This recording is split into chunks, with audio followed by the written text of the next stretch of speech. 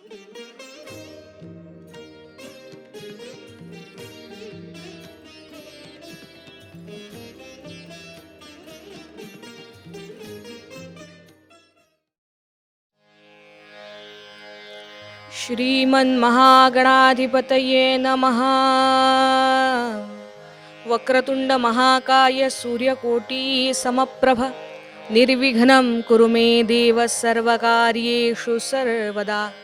या कुन्देन्दु तुषारहारधवला या शुभ्रवस्त्रावृता या वीणावरदण्डमण्डितकरा या श्वेतपद्मासना या ब्रह्माच्युतशङ्करप्रभृतिभिर्देवैर्सदा वन्दिता सा मां पातु सरस्वती भगवती निःशेषजाड्यापः।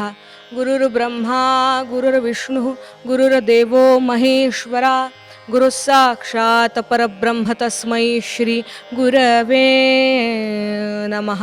वसुदेवसुतं देवं कौसचाणूरमर्दनं देवकी परमानन्दं कृष्णं वन्दे जगद्गुरुम्।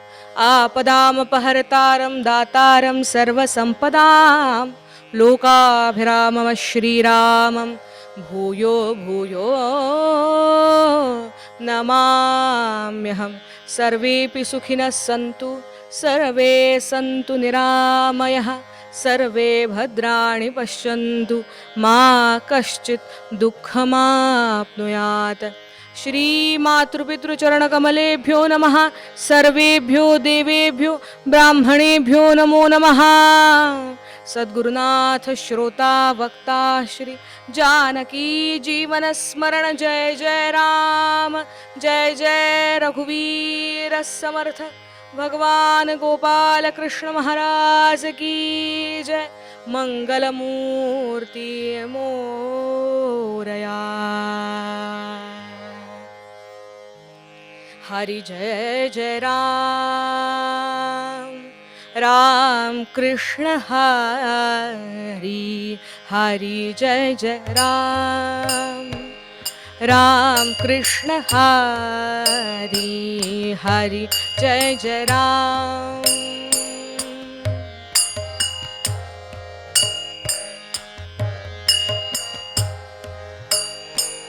राम कृष्ण हरि हरि जय जय राम राम कृष्ण हरि जय जय राम राम कृष्ण हरि हरि जय जय राम।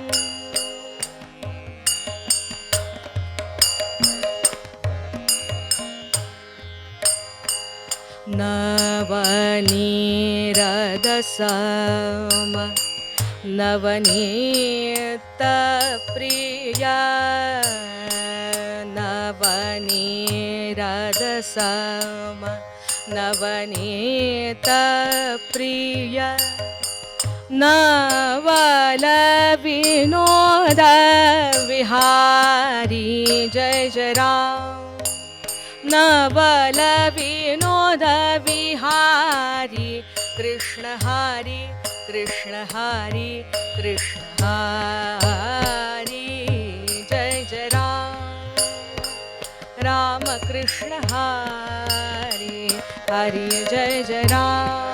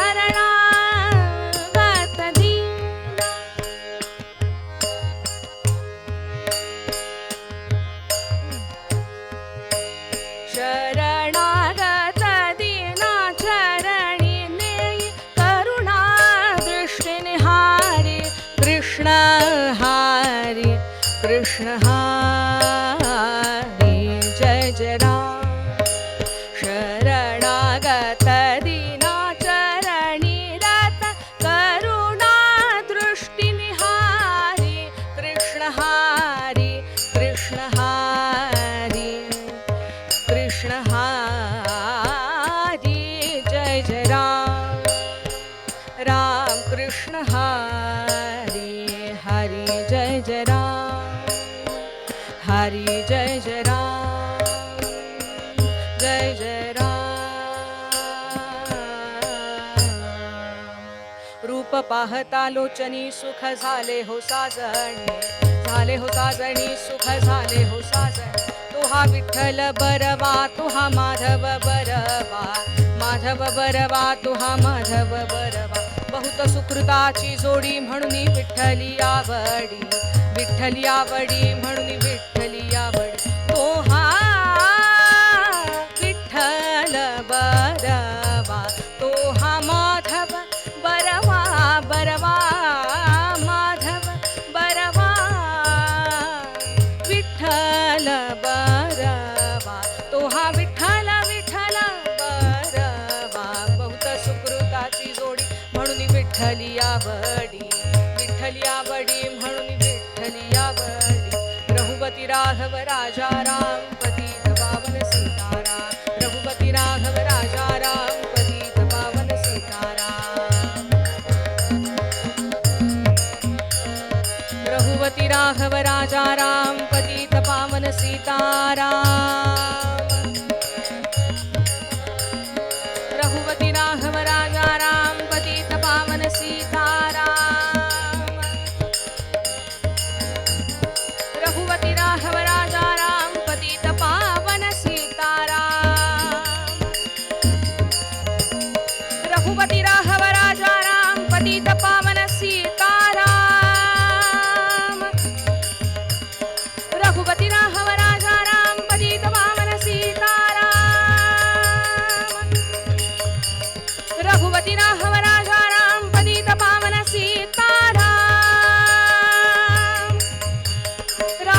राजाधिराज रामचंद्र महाराज की जय बोला पुंडलीक वरदे हरि विठ्ठल श्री ज्ञानदेव तुकाराम पंढरीनाथ महाराज की जय माऊली ज्ञानेश्वर महाराज की जय भगवान गोपाल कृष्ण महाराज की जय मंगल मूर्ति मोरया जय जय रघुवीर समर्थ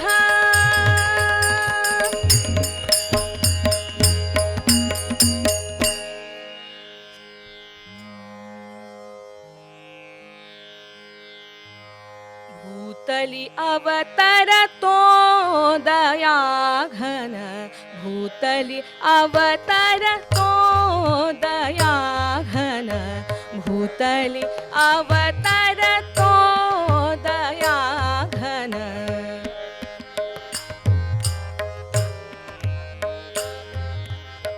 भूतली अवतरतो दया घन भूतली अवतरतो दया घन सज्जन पालन दुष्ट निखंदन सज्जन पालन दुष्ट निखंजन व्रत हे आचरितो दया घन व्रत हे आचरितो दया घन भूतली अवतरतो दया घन भूतली अवतरतो दया घन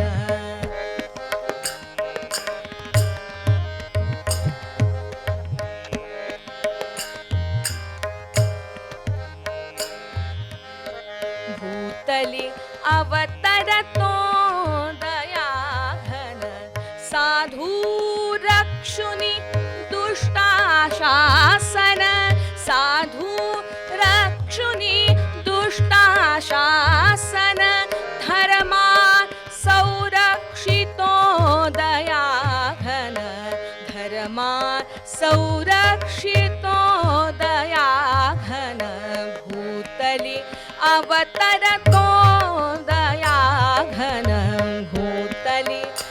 अवतरतो दयाघन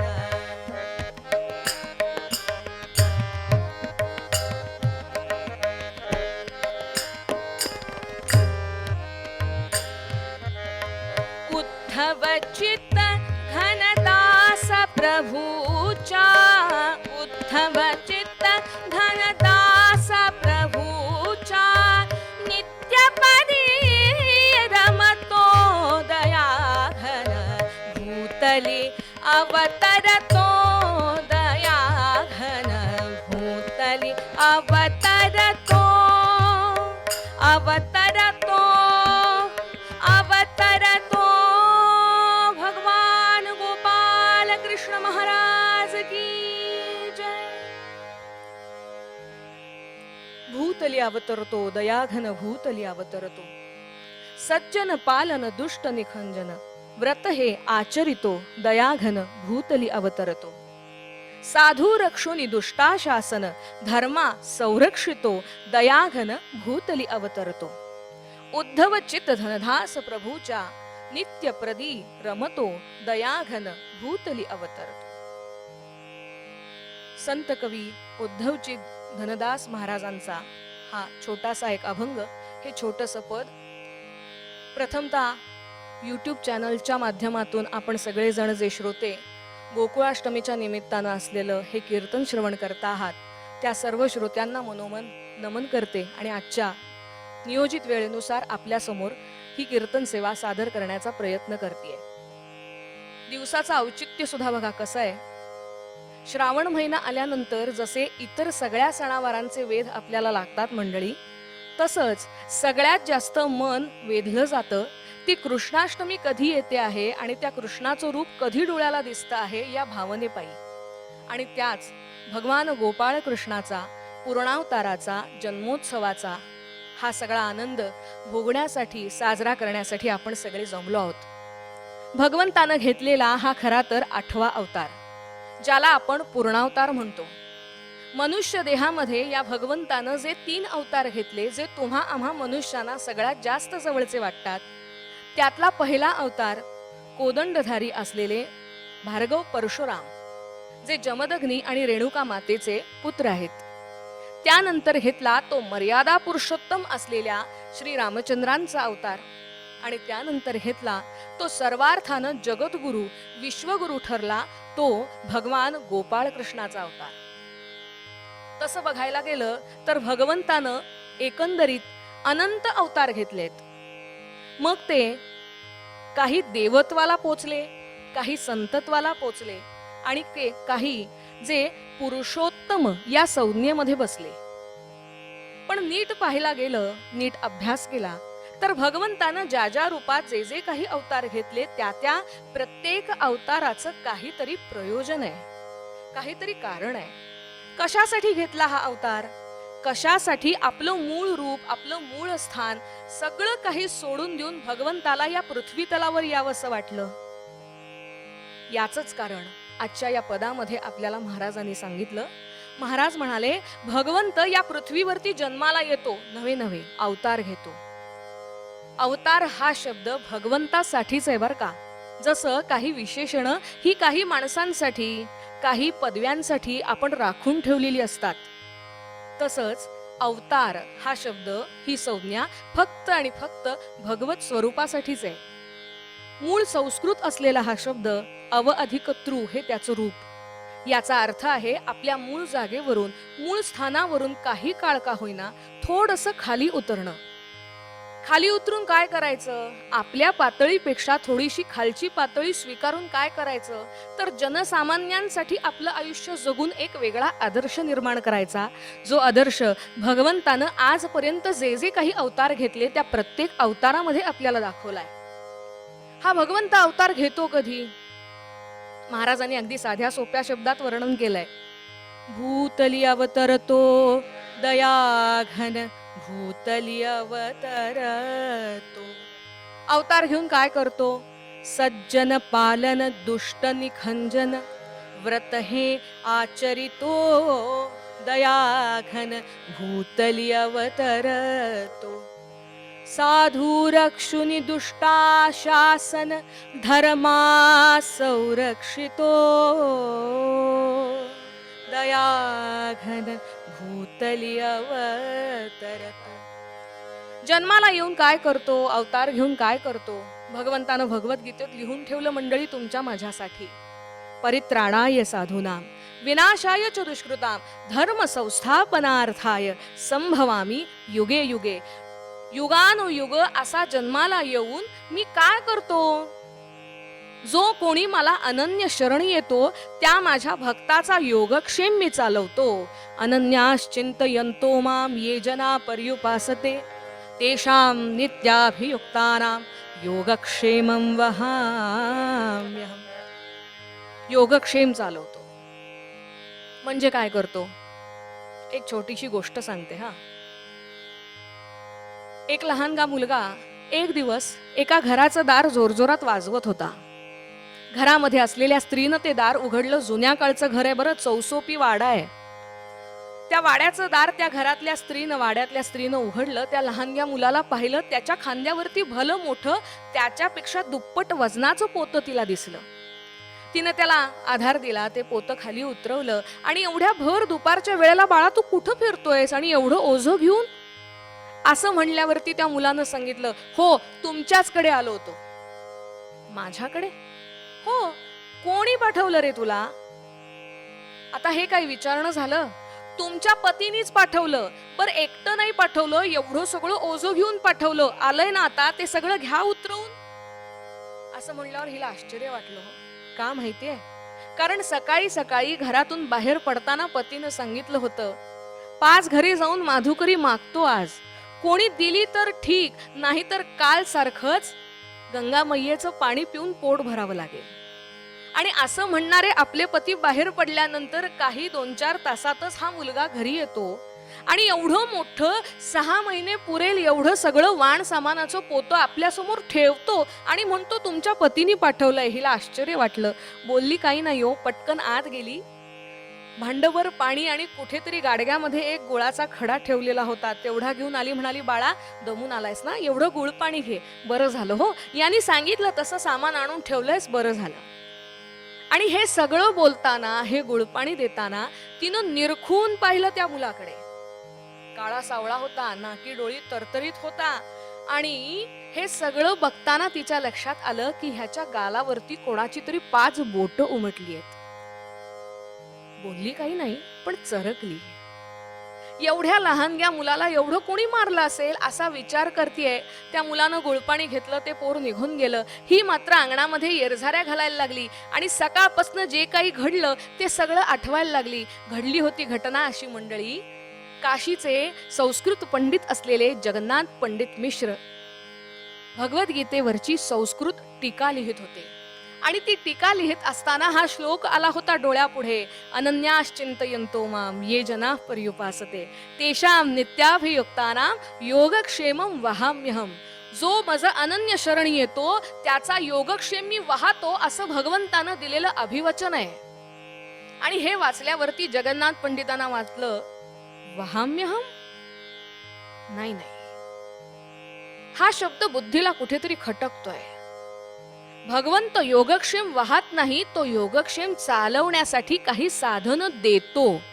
इथे वहाम्यहम नाही, ददाम्यहम असायला हवं. म्हणून बोरू घेतला, पटकन होता तो शब्द खोडला, टीका लिहिली, संधी विग्रह सोडवला आणि सोडवताना श्लोकातला शेवटचा क्रियापदाचा शब्द होता तो बदलला. वहाम्यहम ऐवजी ददाम्यहम लिहिलं. आणि जगन्नाथ पंडित आपलं बाळ बंद करून पत्नीला सांगून निघाले बाहेर.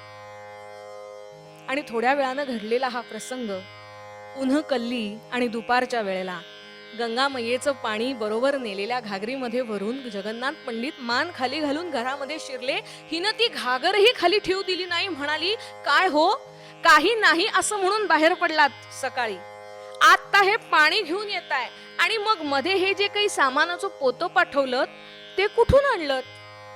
बर पाठवलं ते पाठवलं, ज्याच्या बरोबर पाठवलं त्या लहानग्या पोराच्या गालावर तुमची 5 बोटं उमटावीत इतक्या जोरात त्याला मारलं. जगन्नाथ पंडित विचार करतायत, समोरून मुंगी जाताना दिसली तरी मी माझी वाट बदलतो, या लहानग्या मुलाला मी मारीन का?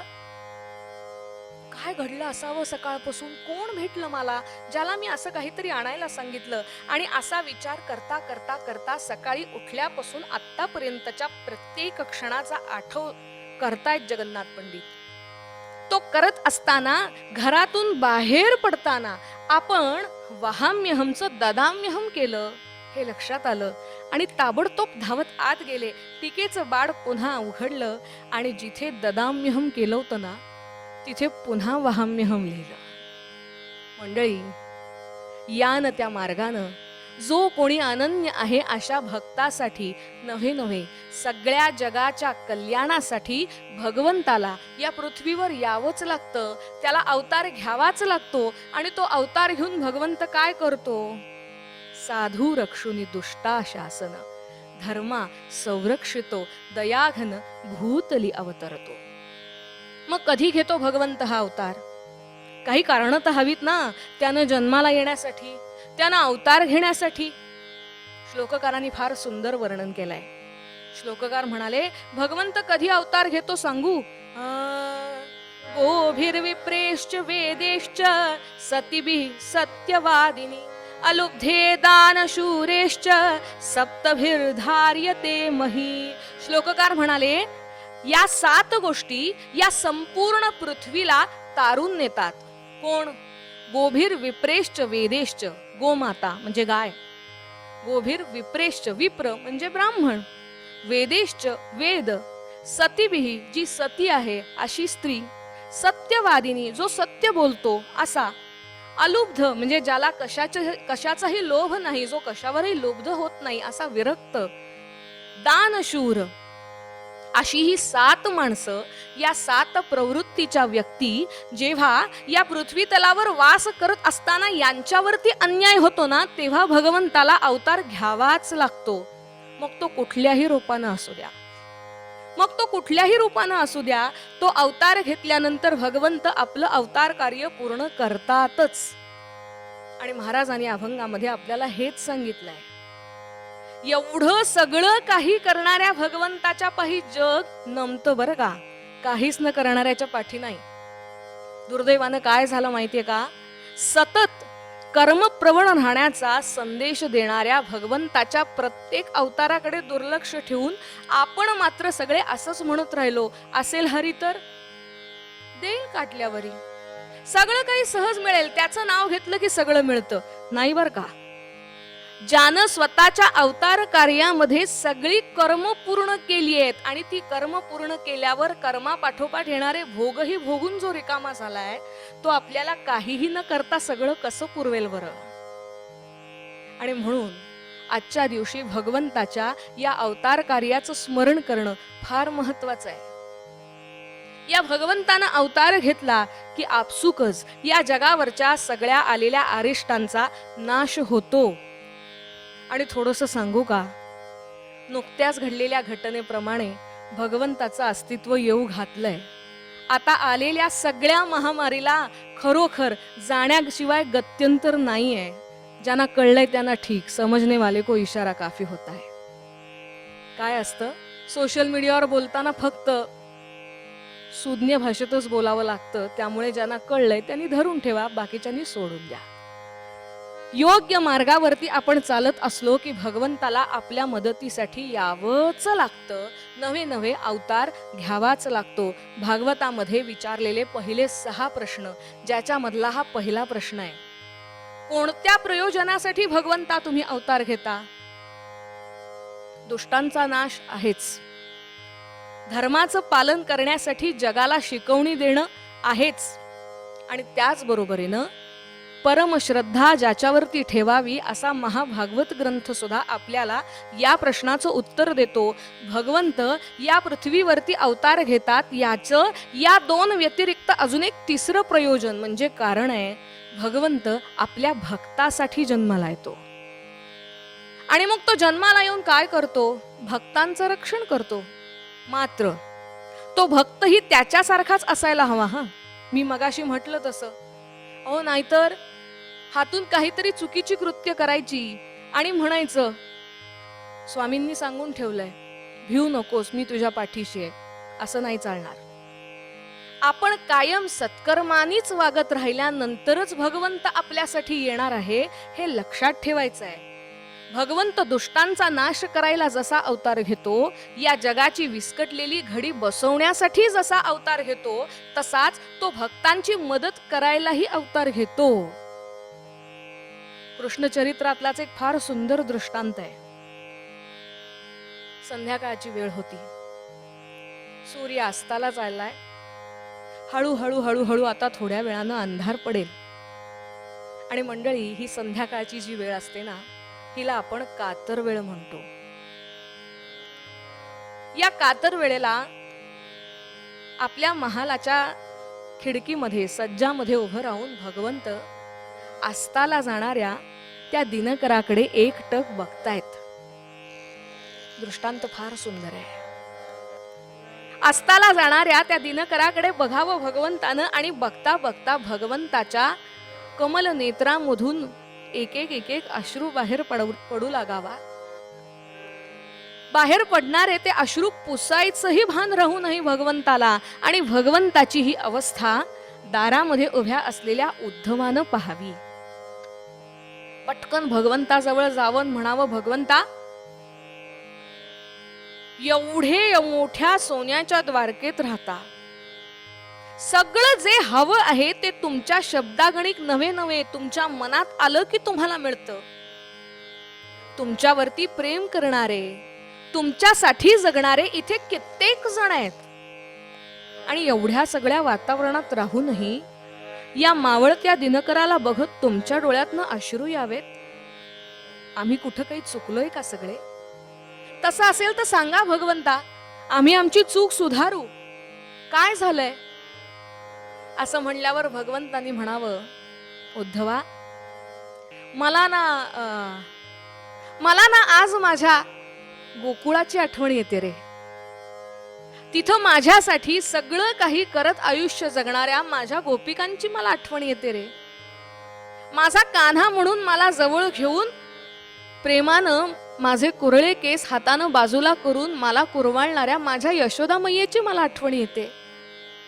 खरं सांगू का, इथं रोज पंचपक्वान्न बनतायत, पण जी गोडी माझ्या यशोदा मैयेच्या हातातून आलेल्या लोण्याला आहे ना, ती गोडी या पंचपक्वान्नाला नाही रे उद्धवा. मला आज गोकुळाची आठवण येते. काय करू?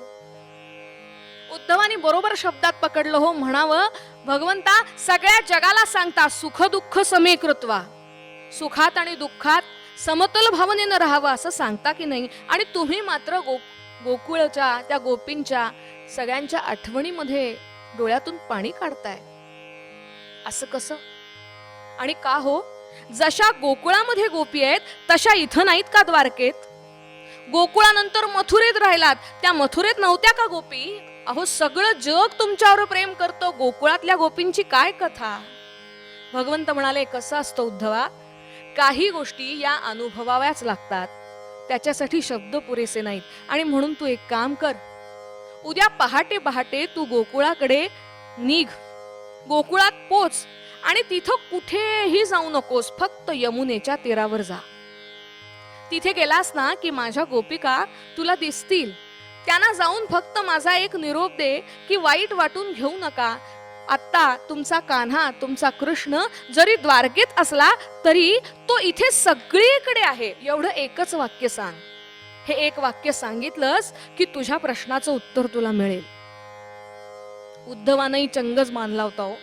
आता भगवंताला दाखवूनच द्यायचं, सिद्ध करूनच द्यायचं की सगळ्यांपेक्षा आम्ही श्रेष्ठ आहोत. पण त्याला काय माहित होतं गोकुळात गेल्यावर काय घडेल.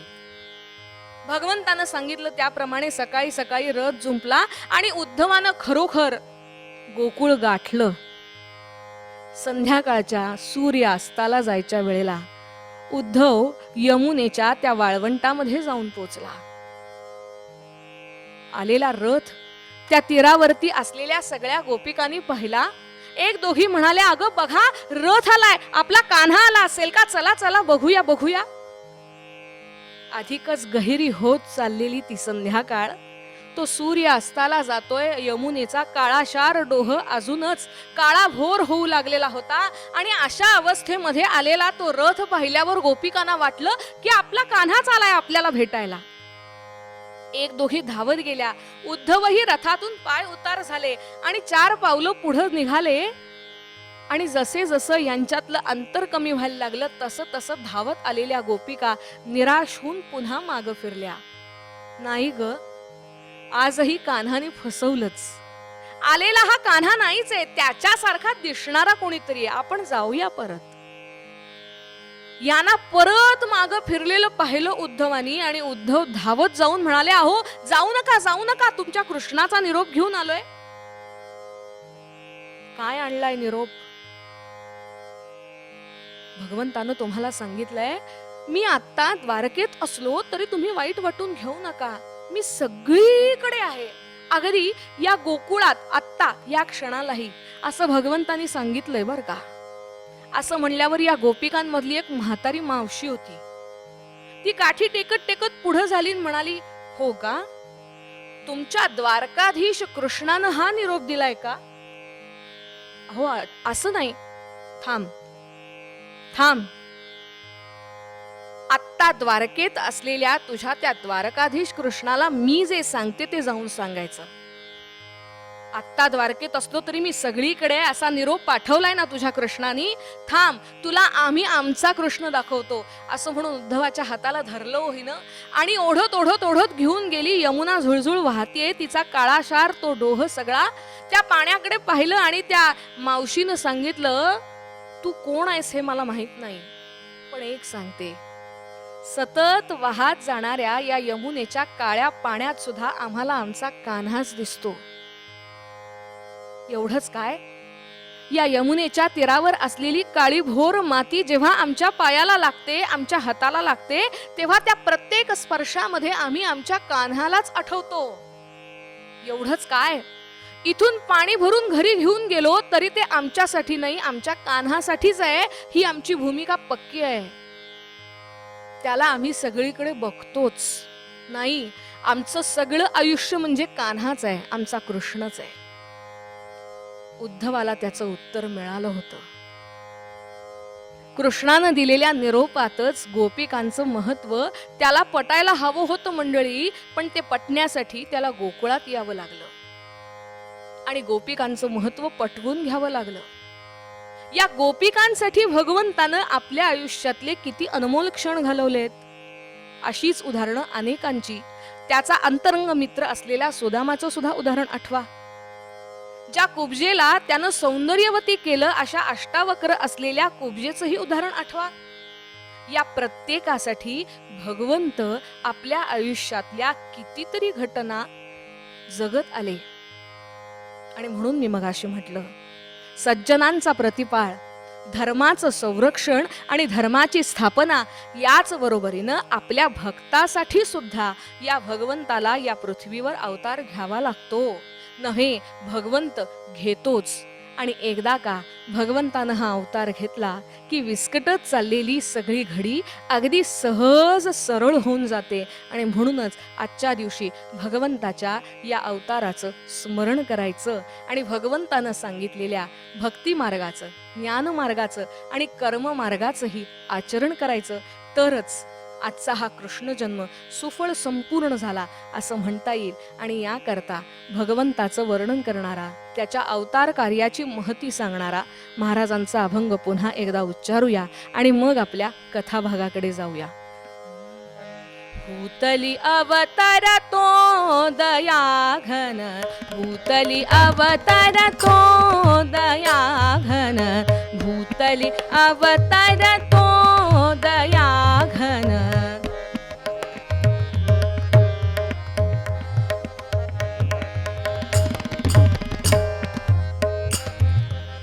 भूतली अवतार तो दयाघन, साधू रक्षुनी दुष्टाशासन, साधू रक्षुनी दुष्टाशासन, व्रत हे आचरितो दयाघन.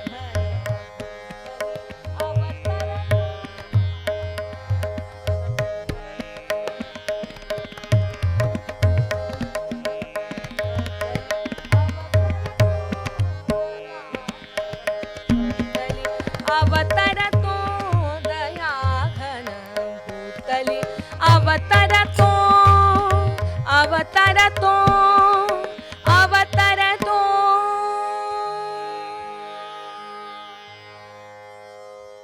कीर्तनाच्या प्रथेप्रमाणे क्षणभर भजन करूया आणि कथेकडे जाऊया.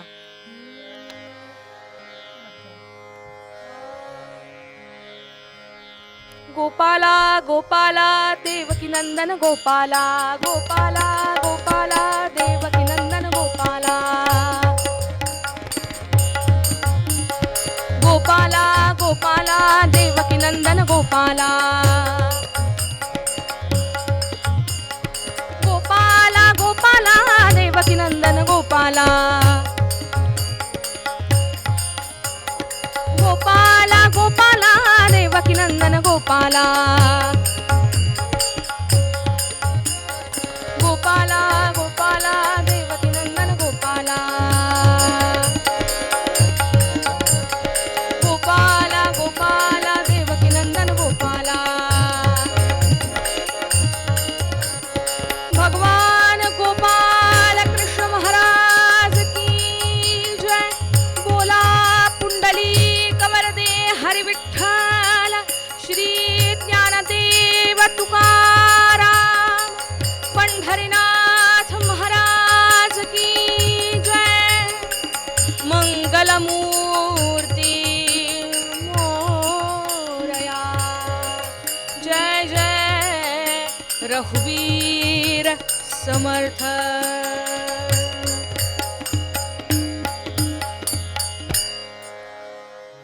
घडली घटना अशी. मथुरेत तो आनंद चालला मथुरेत तो आनंद चालला. भगिनी लग्नाचा सोहळा गाजला भगिनी लग्नाचा सोहळा गाजला. मथुरेत तो आनंद चालला मथुरेत तो.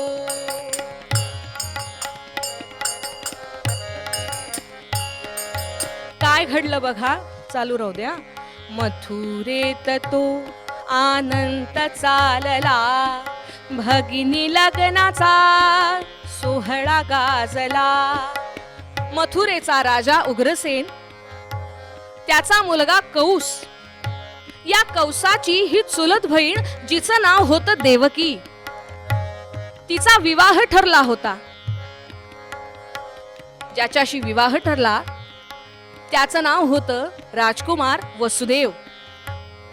दोघेही एकमेकाला अनुरूप होते, राजघराण्यातले होते आणि विशेष म्हणजे हा नवरदेव कौसाचा मित्र होता. आपल्या मित्राशीच आपल्या बहिणीचा विवाह कौसानं ठरवलेला आणि या आनंदाच्या भरामध्ये कौसानं थाटात बार उडवून दिला हो बहिणीच्या लग्नाचा. आता आपल्यासारखं हे लग्न नाही बरं. आपल्याकडचं लग्न म्हणजे काय, जोपर्यंत लग्न लागत नाही तोपर्यंत सगळी धामधूम. लग्न एकदा लागलं, पंचपक्वान्नाचे वास यायला लागले की पोट भरण्यासाठी सगळे टामटूम करत जेवतात आणि जरा दुपार कळली की इतक्या वेळ असलेले सगळे लोक निघून जातात हो. चिटपाखरूही दिसत नाही, संध्याकाळी सामसूम होते. आणि आता तर इकडची 25 आणि इकडची 25 सरकारी नियम आलाय. त्यामुळे आता लग्न हा सोहळा नाहीच, इव्हेंट. पण कौसाचं आपल्या बहिणीवर फार प्रेम होतं बरं का. आणि म्हणूनच खरोखर लग्न सोहळा 16 दिवस चाललेत सगळे हे उपचार. आणि आज ऐन लग्नाचा विवाहाचा दिवस. कौसानं सगळं काही अतीव कौतुकानं केलं. पण सगळ्या मथुरेमध्ये लोकांना जे काही बघायचं होतं अतिशय नवलानं, ती एकच गोष्ट होती. कोणती? बंधुराज तो सारथ्य करीतसे बंधुराज तो सारथ्य करीतसे. स्वतः कौसानं देवकीचं विवाह सगळं झाल्यानंतर, विवाहाचा उपचार झाल्यानंतर जी वरात निघाली ना मंडळी, त्या वरातीमध्ये वसुदेव देवकी ज्या रथामध्ये बसले होते त्या रथाचं सारथ्य करण्यासाठी घोड्यांचे लगाम हाती घेतले आणि सगळी मथुरा नगरी बघती आहे विलक्षण आश्चर्याने. एक एक जण बोलतही होता, हो काय प्रेम आहे बहिणीवर. सारथ्याला खाली उतरवलंय आणि हा स्वतः सारथ्य करतोय. कौस महाराजांचं सगळं काही विलक्षणच असो लोक म्हणत होते हो. पण याच्या मनातला कौस वेगळाच होता. काय होता? बंधुराज तो सारथ्य करीतसे, बंधुराज तो सारथ्य करीतसे, भगिनी प्रतितया प्रेमहीनसे, भगिनी प्रतितया प्रेमहीनसे, मथुरेत तो आनंद चालला, मथुरेत तो. काय वरातीचा थाट केला होता हो. ज्या रस्त्यावरनं वरात जाणार होती त्या रस्त्याच्या दुतर्फा हिरे माणिक मोती सोनं चांदी सगळे ढीग लावले होते. तुम्ही म्हणाल बाई काहीतरी चांगलं बोला. पण वचने किम दरिद्रता. राजकुमारीचं लग्न होतं आणि एवढं ऐश्वर्य होतं बरं आपल्याकडे पूर्वी. कौसानं सगळी जय्यत तयारी केलेली. राजवाडा सोडून थोडे दोन चौक पुढे ही वरात आली खरी आणि इतक्यात गर्भहीचा जो अष्टम, गर्भहीचा जो अष्टम, काळ तुझा तो विनिश्चये जाण.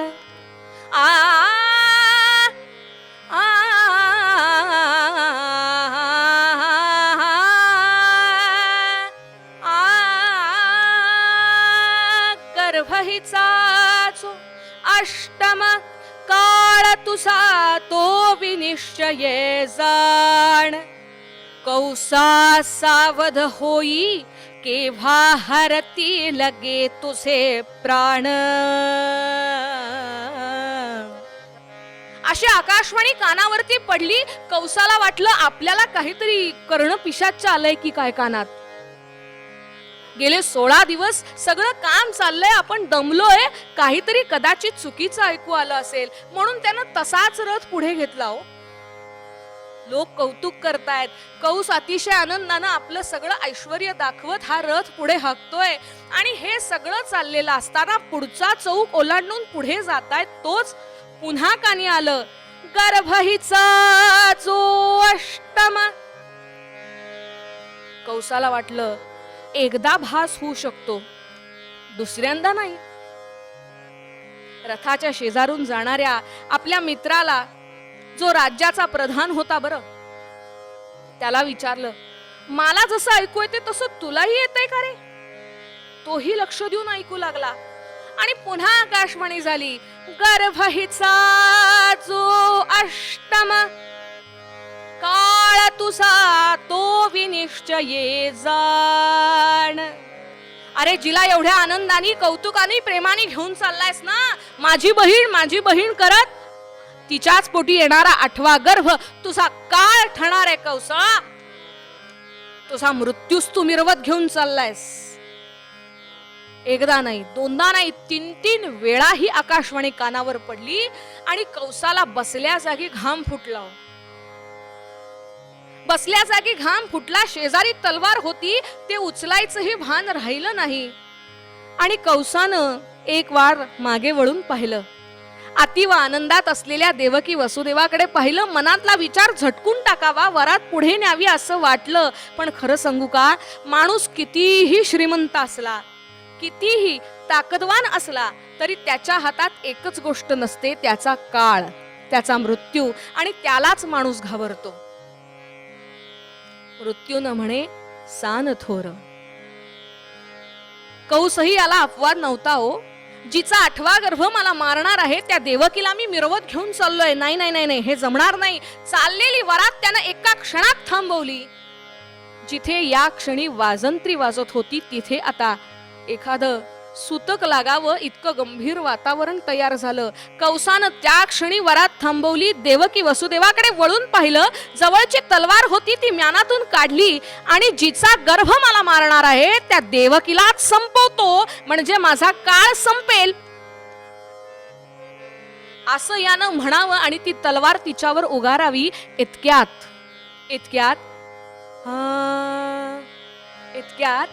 या देवकीचा जो पती होता ना तो वसुदेव मध्ये पडला आणि वसुदेवानं सांगावं, दादा राया मारू नको मम जाया, राया मारू नको मम जाया, राया मारू नको मम जाया.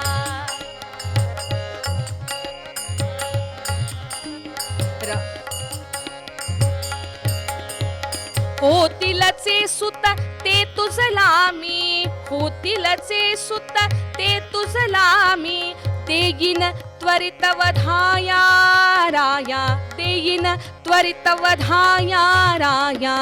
मारू नको मम जाया, राया मारू नको मम जाया, राया मारू नको मम जाया. वसुदेवानं सांगावं, दादा तुम्ही क्षत्रिय आहात, पराक्रमी आहात, तुमची तलवार एका अबलेच्या रक्तानं माखावी असं का तुम्हाला वाटतं? अबला हॅट, हे असलं काही मी मानत नाही. अरे हिचा पोर मला मारणार आहे, हिलाच मारून टाकतो. ती माझी बहीण आहे, तिचं काय करायचं ते मी ठरवीन. थांबा, ती तुमची बहीण होती पण आता ती माझी पत्नी आहे आणि तिच्या रक्षणाचं काम, तिच्या रक्षणाचं कर्तव्य माझं आहे. तेव्हा मी तुम्हाला शब्द देतो, आम्हा दोघांना जी काही मुलं होतील ती सगळी मी तुम्हाला आणून देईन, मग तर झालं, पण हिला मारू नका. वरात थांबली. वसुदेवाच्या शब्दावरती कंसानं विश्वास ठेवला आणि या दोघांची रवानगी या कंसानं राज्याचे सगळे अधिकार स्वतःच्या हातामध्ये घेऊन एका तुरुंगामध्ये करून टाकली. मला मारायला जन्माला येणार आहे काय, तो जन्माला येऊ नये म्हणूनच प्रयत्न करतो. आणि मग काय हो, पाहता पाहता देवकी वसुदेवाच्या विवाहाला वर्ष पूर्ण झालं. वर्षभरानंतर देवकीनं एका मुलाला जन्म दिला. वसुदेवानं ते लहान बाळ आपल्या हाती घेतलं. गोरपात, नाजूक, लाल चुटूक असे ओठ असलेलं, टपोरे डोळे असलेलं, भरपूर जावळ असलेलं आपलं ते पहिलं पोर या वसुदेवानं पाहिलं. क्षणभर मनामध्ये आलं, हे पोर नाहीच दिलं कंसाकडे नेऊन तर काय हरकत आहे, 8वं पोर मारणार आहे ना. पण नाही, जो शब्द दिला आहे तो पुरा करायलाच हवा. म्हणून त्या मुलाकडे पाहिलं, देवकीकडे पाहिलं आणि अतीव जड अंतःकरणानं वसुदेवानं ते पोर आपल्या हाती घेऊन कंसाचा दरबार गाठला. दरबारामध्ये बसलेल्या कंसाच्या पायापाशी नेऊन ठेवलं ते लहान पोर. कंसानं त्याला उचलून घेतलं आणि लहानग्या त्या मुलाकडे पाहिल्यावरती कंसाच्या मनातला कौसही बदलला. भगवंताची लीला किती आघात असते बघा. मारायला निघाला होता कंस, याला पण कंसानं म्हणावं, वसुदेवा तुझा शब्द तू पुरा करशील अशी खात्री मला पटतीये, कारण पहिलंच पोर असून तू मला आणून दिलंस. अरे 8वं मारणार आहे, पहिलं नाही, तेव्हा हे घेऊन जा. वसुदेवाला आनंद झाला. परत आले आपल्या घरी. देवकीच्या हाती ते बाळ सोपवलं आणि इकडे कंसाच्या दरबारामध्ये कंस आनंदाने पेढे वाटतोय, साखर वाटतोय, मोत्यांची उधळण करतोय. मी मामा झालो, मी मामा झालो, मी मामा झालो. सगळे आनंदाने कंसाला अभिनंदन करतायत, शुभेच्छा देतायत. आणि इतक्यात काय झालं हो, रमा रमण श्रीरंग जय जय, रमा रमण श्रीरंग जय जय, रमा रमण श्रीरंग जय जय. पदारविंदी सदा रमावा, पदारविंदी सदा रमावा, माझा मानस भृंग जय जय, रमा रमण श्रीरंग जय जय, रमा रमण श्रीरंग जय जय, रमा रमण श्रीरंग, रमा रमण श्रीरंग जय. असं म्हणत कोण आलं हो? देवर्षी नारद. देवर्षींनी कंसाच्या हातून चिमूटभर साखर घेतली, पण देवर्षी म्हणाले, नारायण नारायण, कंसा कसली साखर वाटतोस? कंसानं म्हणावं, देवर्षी अगदी योग्य वेळेला आलात बळ. मी मामा झालोय, माझ्या देवकीला पहिला मुलगा झाला. पहिला मुलगा झाला. कंसा, तू नात्यानं तर मामा बनलासच, पण नियतीनं तुला मामा बनवलंय हे खरं. म्हणजे अरे, तिच्या लग्नाच्या वेळेला जी वरात काढलीस, त्या वरातीच्या वेळेला झालेली आकाशवाणी विसरलास काय? नाही विसरलो देवर्षी. अहो, पण 8वा मुलगा मारणार आहे. असा कसा रे तू कंसा? राज्यकर्त्यांना बुद्धी जरा कमीच असते असं म्हणतात, हे काही खोट नाही. अरे 8वा म्हणजे कुठला 8वा? भगवंताची झालेली आकाशवाणी आहे ही, ज्याच्याकडे अंक सुद्धा उलटे फिरतात. अंकानाम वामतो गतीही, शास्त्रकार सांगतात त्याप्रमाणे या भगवंताच्या घरच्या प्रत्येक गोष्टीची खूण उलटीच आहे हो. नाथांचं भारुड आहे की प्रसिद्ध, नाथाच्या घरची उलटी खूण. पाण्याला मोठी लागली तहान, आत घागर बाहेरी पाणी, पाण्याला पाणी आले मिळूनी. शेतकऱ्याने शेत पेरिले, राखणदारा तेणे गिळले. अशी ज्याच्याकडची गती, अशा भगवंताच्या सगळ्या गोष्टीवर लक्ष ठेवतोस होय रे? आतल्या गोटातली बातमी सांगतो. आणि असं म्हणून नारद त्याच्या कानामध्ये सांगतायत, कंसा नीट ऐक. आत्ता देवलोकात हीच चर्चा झाली. वसुदेवानं पहिलं पोर नेऊन दिलं की कौस विरघळणार, ते परत नेऊन देणार, म्हणजे आपलं सगळं पुढचं साधं सोपं सरळ. माझं ऐक. अरे कंसा, माझं ऐक, नीट ऐक मी काय सांगतो. 8वा मुलगा मारणार आहे, पण तो सुरुवातीपासून 8वा का शेवटून 8वा? म्हणजे मला नाही कळलं. अरे, आता जन्माला आलेल्या मुलाला पहिला म्हणून मोजलास, तर जो शेवटी जन्माला येईल तो 8वा असेल. पण शेवटी जन्माला आलेल्या मुलाला पहिलं म्हणून मोजलंस, जो पहिला आलाय जन्माला तो 8वा असेल. हे सगळेच जिवंत ठेवलेस तर झालं. कंसाचं मन परिवर्तन आणि मत परिवर्तन झालं. बुद्धिभेद झालेला होता. जे पोर पाठवलं होतं परत, ते पुन्हा घेण्यासाठी कंसानं जिथे वसुदेव देवकीला ठेवलं होतं तिथे येऊन पोचावं. देवकीच्या मांडीवरून त्या लहानग्या बाळाला उचलावं. त्याचा एक पाय हातामध्ये धरून खसकून ओढलं देवकीच्या मांडीवरून त्या बाळाला. अरे दादा, काय करतोस म्हणून देवकी धावत आली कंसाच्या पाठी, पण दादा दादा म्हणत येणाऱ्या देवकीकडे पाहिलंही नाही. बाहेरच्या बाजूला एक शिळा होती. त्या शिळेपाशी जाऊन कंसानं ते लहान पोर एका पायाला धरून गार गार गार गार गार फिरवलं आणि त्या शिळेवर आपटलं. 1 दिवसाचंही नव्हतं होते बाळ. संपलं. असं पहिलंच मारलं असं नाही, दुसरंही, तिसरंही, चौथंही, 5वंही आणि 6वंही.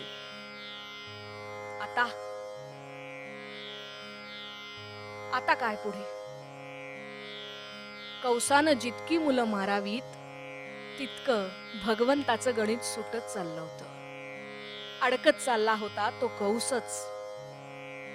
नियतीनं आपल्या समोर काय आखून ठेवलेलं असतं ना, हे आपल्याला ठाऊक नव्हतं. आणि कंसही याला अपवाद नाहीये, लक्षात घ्या. 6 मुलं मारली, तशीच पुढची 2ही मारून टाकू आणि आपण सुटू, आपला मृत्यू येणार नाही, या विचारामध्ये असलेला हा कंस एक दिवस गाढ झोपेत होता. आणि अशा वेळेला कंसाला वसुदेव देवकीवरती पहारा ठेवणाऱ्या पहारेकऱ्यानं येऊन सांगितलं, महाराज महाराज महाराज, झोपू नका. का? देवकी मातेच्या पोटी जो 7वा गर्भ होता तो आता दिसत नाहीये. काय होती भगवंताची लीला?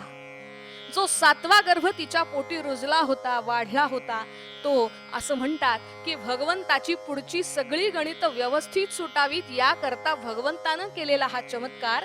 देवकीच्या पोटी असलेला हा 7वा गर्भ वसुदेवाची प्रथम पत्नी असलेल्या रोहिणीच्या पोटी संकर्षित झाला आणि तो गोकुळात नंदाच्या घरी जन्माला आला, ज्याचं नाव बलराम म्हणजेच संकर्षण. देवकीला 7वा गर्भ राहिलाच नाही, तो जन्माला आलाच नाही. मग आता जो जन्माला येईल तो 7वा की 8वा?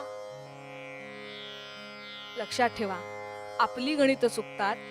भगवंत पक्का हिशोबी आहे. भगवंत पक्का हिशोबी आहे. कौसाचं गणित डळमळलं होतं, आता जन्माला येईल तो 7वा की 8वा? आणि कौसाने सगळी खबरदारी घ्यायला सुरुवात केली हो. 8व्याने व्यापिल्या दिशा दाही, 8व्याने व्यापिल्या दिशा दाही, 8वा तो त्या सुचून देत नाही, 8वा तो त्या सुचून देत नाही, 8व्याचा वर्षाव सतत होय, 8व्याचा वर्षाव सतत होय. काही झालं तरी सगळीकडे कौसाला 8 8 8 8 एवढंच दिसायला लागलं. अष्टप्रधानांचं मंडळ होतं, दरबारात बसला. प्रधानांची 8 आसनं दिसली. कौसानं सांगितलं, आजच्या आज नवीन अंमलबजावणी, एक नवा मंत्री उदयाला घाला, पण 8 मंत्री नको. स्वतःच्या महालात गेला हो. सोन्याचा पत्रा लावलेला झोपाळा, त्याला चांदीच्या कड्या लावल्यात. झोपाळा घेत बसलाय. संध्याकाळचा पश्चिमेकडचा वारा, आणि घेता घेता मोजलं 1 2 3 4 असं करत 8वी कडी, आणि तिथं झोपाळा जोडलेला आहे.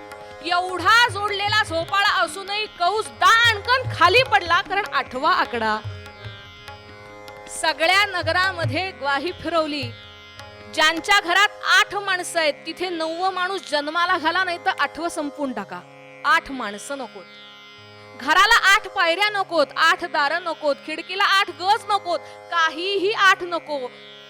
अगदी सांगू का, काल निर्णय मधला 8वा महिना सुद्धा काढून टाकला. 8 नको. ज्यांची आडनावं आठवलेत त्यांनी 9ले करा, दशपुत्रे करा, पण 8 नको. किती गोष्टी कराव्या. सगळं जे जे काही करणं शक्य होतं ते सगळं कौसानं केलं. देवकी वसुदेवावर लक्ष ठेवण्यासाठी चौक्या पहारे जास्तीचे बसवले.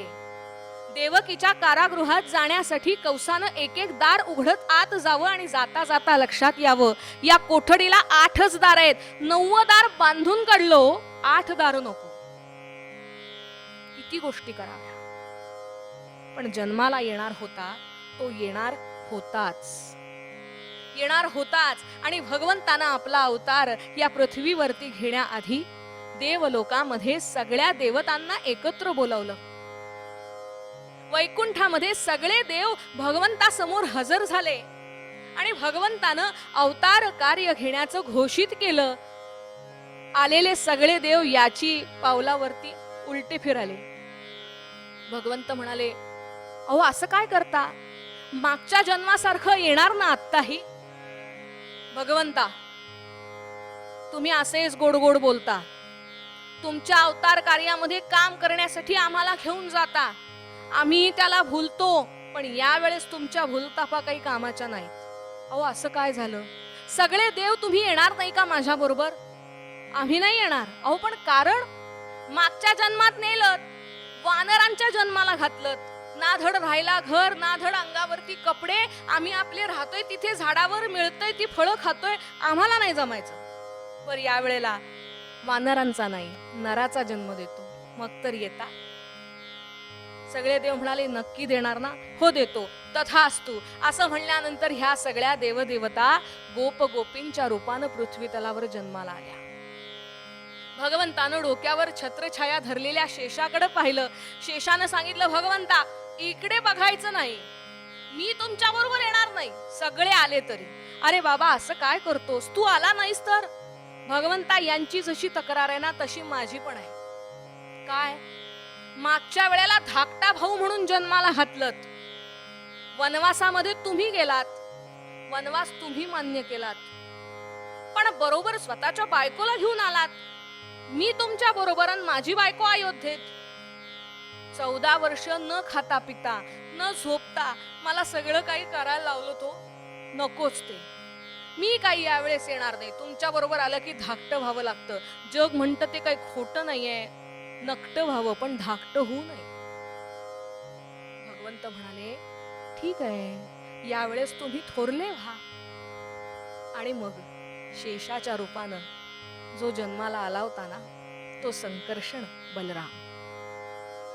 आता भगवंताची अवतार कार्याची वेळ जवळ येऊ लागली. भगवंत अवतार घेणार आहेत आणि त्याआधी ज्यांच्या पोटी जन्माला यायचं त्या देवकी वसुदेवाला दर्शन देण्यासाठी निघाले भगवान. आणि देवर्षी मध्ये आले, म्हणाले भगवंता माझी पण एक अट आहे, माझी पण एक अट आहे.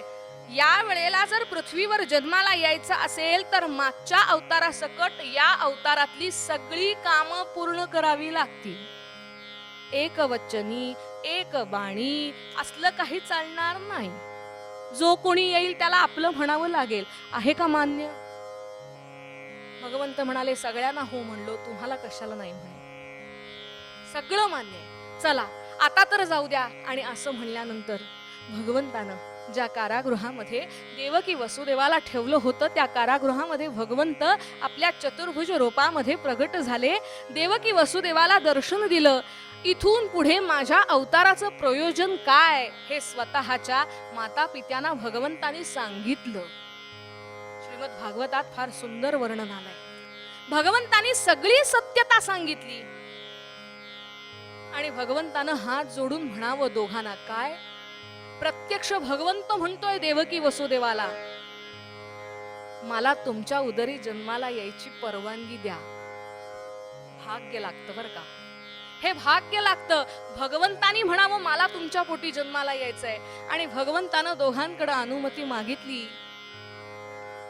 आता भगवंताची पुढची लीला फार महत्वाची आहे. भगवंताचा अंश देवकीच्या पोटी रुजला. भगवंत जन्माला येणार आहेत त्याची सुचिन्ह सगळीकडे दिसू लागली. देवकीच्या चेहऱ्यावरती एक वेगळंच तेज आलं आणि इकडे राजमहालात बसलेला कंस मात्र मनातल्या मनात लटपटायला लागला. खरोखर हाच अवतार असेल आणि आपल्याला मारणार असेल तर. पण दिवसामागून दिवस पुढे चालले होते. पोटी गर्भ वाढू लागला होता आणि हळूहळू हळूहळू ती वेळ येऊन ठेपली. भगवंतानं वेळ कुठली मोजावी हो, मिळवावी, शोधावी. नाथ महाराजांचा एक फार सुंदर अभंग आहे. दशरथे मारिला तोची होता मास, दशरथे मारिला तोची होता मास. वर्षा ऋतू असे कृष्ण पक्ष, वर्षा ऋतू असे कृष्ण पक्ष. दशरथे मारिला तोची होता मास, दशरथे मारिला तोची होता मास. दशरथानं ज्याला मारलं त्याच्या नावाचा मास म्हणजे श्रावण मास. श्रावण मासामधला कृष्ण पक्ष, वर्षा ऋतू. तिथी कुठली निवडली? वसु नाम तिथी बुधवार असे वसु नाम तिथी. आपल्याकडे अष्टवसू आहेत. त्या वसूंच्या नावाची तिथी म्हणजे अष्टमी. बुधवार होता. कसा होता हा अवतार? अयोनी संभव 2 प्रहर रात्र माया खाली अस्त्र रक्षावया. धोधो धोधो धोधो धोधो बाहेर पाऊस सुरू आहे. काळा कभिन्न अंधार होता. मध्येच एखादी वीज कडकड कडकड कडकड कडाडून जात होती. अशा या वातावरणात भगवंतानं जन्म घ्यायचं ठरवलं. बरोबर रात्री 12च्या ठोक्याला. रात्रीच का? रात्रीच का? रात्रीच्या गर्भातच उद्याचा उषक्काल असतो आणि म्हणूनच अधर्माचा नाश करण्यासाठी भगवंतानं रात्री 12 वाजता जन्म घेतला. तो जन्म घेण्यासाठी ही वेळ निवडली आणि बरोबर त्या वेळेला, त्या पळाला, त्या क्षणाला देवकीनं एक पुत्र प्रसवला. सिद्धांत फार सुंदर आहे मंडळी. बघा, ठरलेल्या सगळ्या गोष्टींप्रमाणे वसुदेवाच्या डोक्यात फक्त एकच गोष्ट शिल्लक राहिली होती, जी त्याला आठवत होती. बाकी सगळं भगवंतानं आपल्या मायेनं पुसून टाकलं होतं. आणि ती गोष्ट अशी होती की जन्माला आल्यानंतर मला उचलायचं आणि गोकुळात नंदाच्या घरी नेऊन ठेवायचं. तिथे यशोदा मैयेच्या शेजारी जन्माला आलेली माया होती, तिला उचलून पुन्हा इथं आणायचं. आणि वसुदेवाला हे आठवलं. सिद्धांत किती छान आहे. वसुदेवानं त्या लहानग्या रूपाला पाहिलं. एक वार आपला हात त्याच्या चेहऱ्यावरून फिरवला. प्रसव वेदनांनी मूर्छित पडलेली देवकी डोळे भरून पाहिली आणि तिथलीच एक टोपली उचलून तिथलाच असलेला गवताचा भारा त्या टोपलीमध्ये पसरवून आपल्या खांद्यावरचं उपरणं त्याच्यात अंथरून भगवंताला, त्या लहानग्या जीवाला वसुदेवानं ठेवलं त्या टोपलीत. ती टोपली उचलली, मस्तकावर घेतली, परब्रह्माला डोक्यावर घेतलं आणि सगळी बंधनं टाट टाट टाट टाट टाट करत तुटली. कारागृहाच्या 9ही दारांना असलेली कड्या कुलप गळून पडली. सगळे पहारेकरी कुठल्या काळ झोपेत झोपले होते कोणाला माहिती. वसुदेवानं त्या टोपलीला डोक्यावर घेतलं, परब्रह्माला बाहेर काढलं आणि वसुदेवानं ती दुथडी भरून वाहत चाललेली यमुना आता पार करायची काहीही करून, म्हणून त्या यमुनेत पाय घातला. घोट्यापर्यंत पाणी होतं, गुडघ्यापर्यंत, कमरेपर्यंत, छातीपर्यंत, मानेपर्यंत, पार मस्तकापर्यंत पाणी यायला लागलं. तरी वसुदेव चालतायत.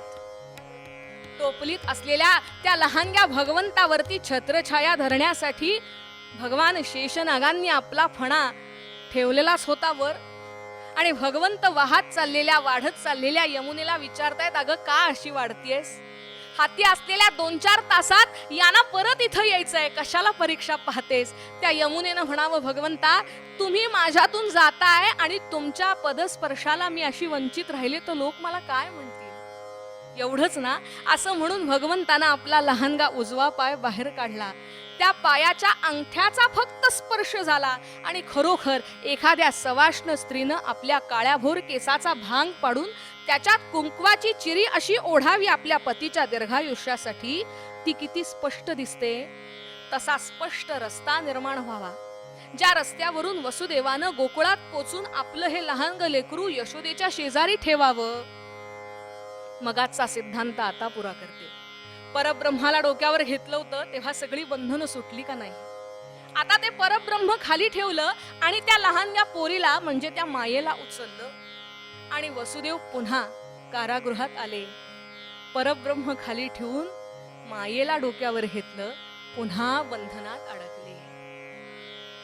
देवकीच्या शेजारी त्या लहानग्या पोरीला ठेवलं आणि पोरीला खाली ठेवल्यावरती त्या पोरीनं इतक्या जोरात आवाज केला, सगळे झोपलेले पहारेकरी खडबडून जागे झाले आणि धावत गेले कौसाला सांगायला, महाराज महाराज उठा उठा उठा उठा, अहो मुलगा नाही मुलगी झालीये, मुलगी झालीये, मुलगी झालीये. डोळे चोळत चोळत कौस धावत आला कारागृहात. पाहिलं तर ही मुलगी होती. काही का असेना, मुलगी असली तरी नाही जिवंत सोडायची. चुकून माकून हीच आपला काल ठरली तर काय करायचं, म्हणून त्या मुलीला उचललं. देवकीनं म्हणावं, अरे दादा ही मुलगी आहे, हिला तरी सोड. नाही नाही, आता मला कुठल्याही प्रकारची काहीही गोष्ट ऐकायचीच नाही मुळी, मी घेऊन चाललो हिला. म्हणून या मुलीला उचललं आणि आधीच्या 6 भावंडांची जी अवस्था केली ना यानं, ती करण्यासाठी कारागृहाच्या बाहेर असलेल्या शिळेपाशी कौस येऊन उभा राहिला. त्या मुलीला गर गर गर फिरवण्यासाठी हात वर केला, मात्र ती हातातून सटकली आणि आभाळामध्ये एक विद्युल्लता चमकून अष्टभुजेच्या रूपानं उभी राहिली कौसासमोर आणि म्हणाली, नष्टा मज मारुनी फळ काय तुझा तो काळ वेगळा आहे, कोठे तरी वाढत असे.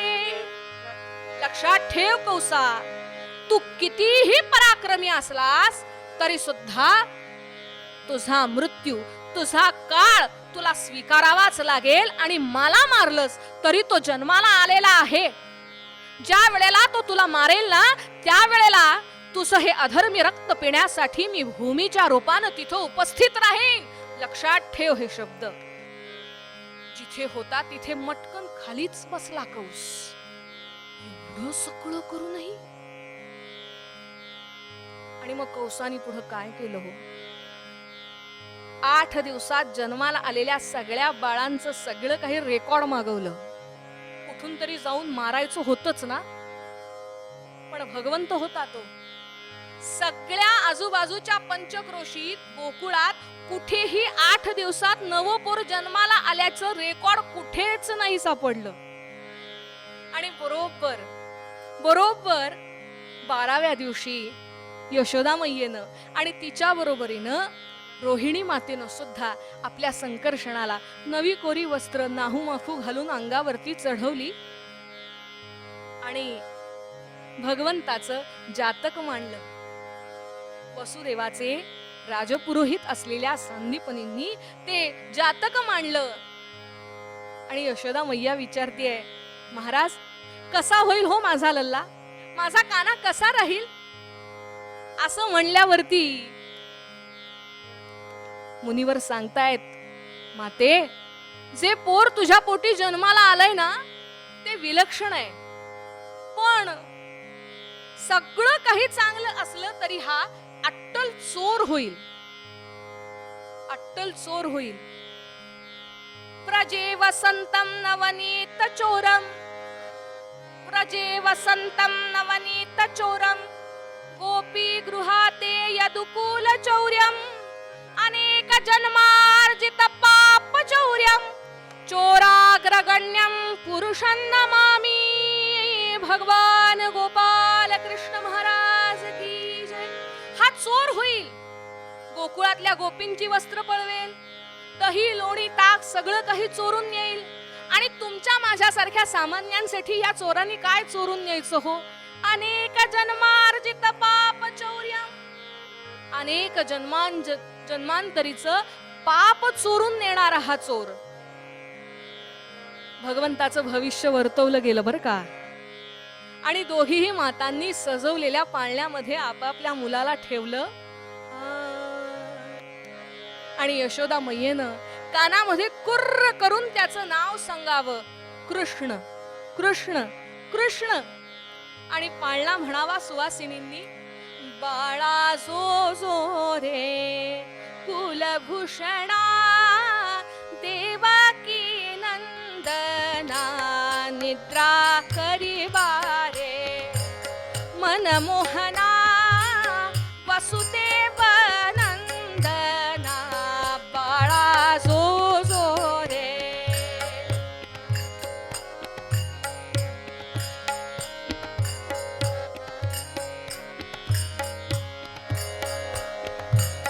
श्रावण वद्य तिथी अष्टमीसी, देवकीचे कुशी बाळ जन्मले, अविनाशी जग हे उद्धरण्यासी, बाळा जो जो रे कुलभूषणा, देवकी नंदना निद्रा करिवा रे, मनमोहना वसुदेव नंदना, बाळा जो जो रे, बाळा जो जो रे, बाळा जो जो रे.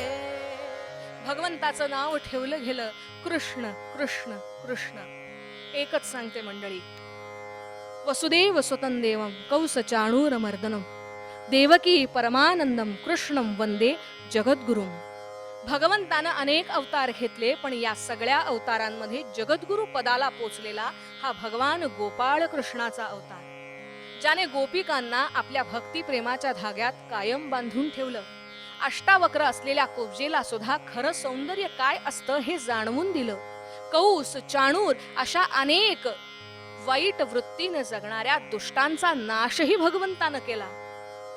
आणि सर्वात शेवटी ज्याला आपला सखा मानलं, ज्याला नारायणाबरोबरीनं नराचंही स्थान दिलं, अशा अर्जुनाला कुरुक्षेत्रावरती संपूर्ण आयुष्याचं तत्वज्ञान समजावून सांगणारी 18 अध्यायाची भगवद्गीता सुद्धा सांगितली, ज्याच्यामध्ये भक्तियोग, ज्ञानयोग आणि कर्मयोगाचं विस्तृत विवेचनही केलं.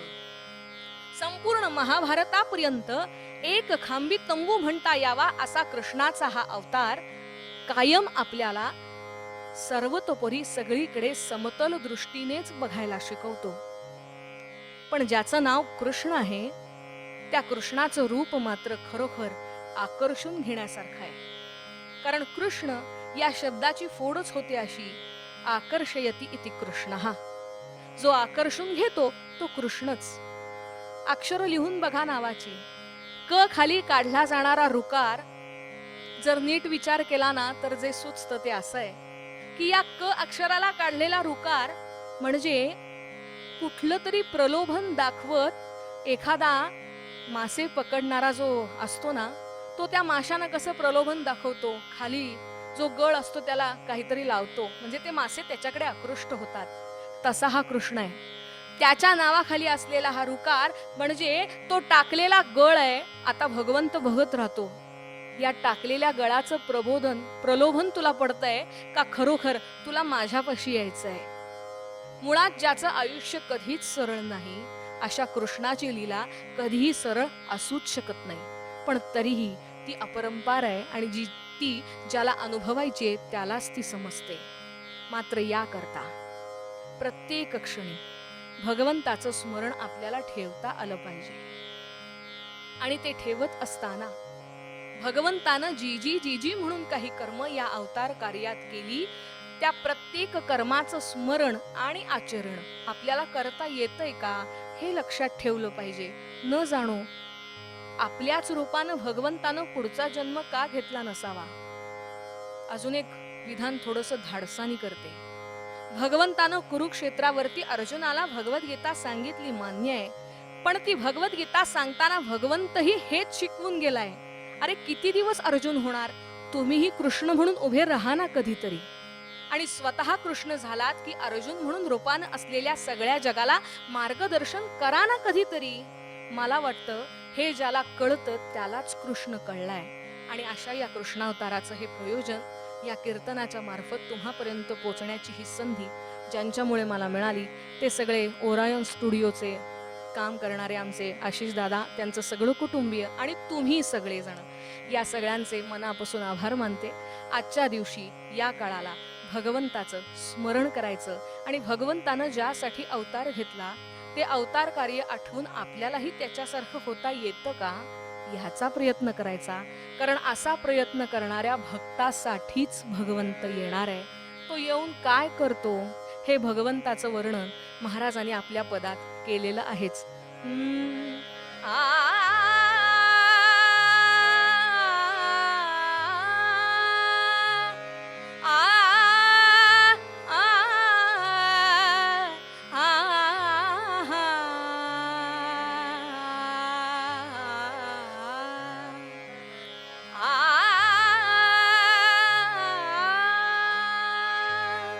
भूतली अवतरतो दया घन, भूतली अवतरतो दया घन, भूतली अवतरतो दया घन, भूतली अवतरतो अवतरतो अवतरतो.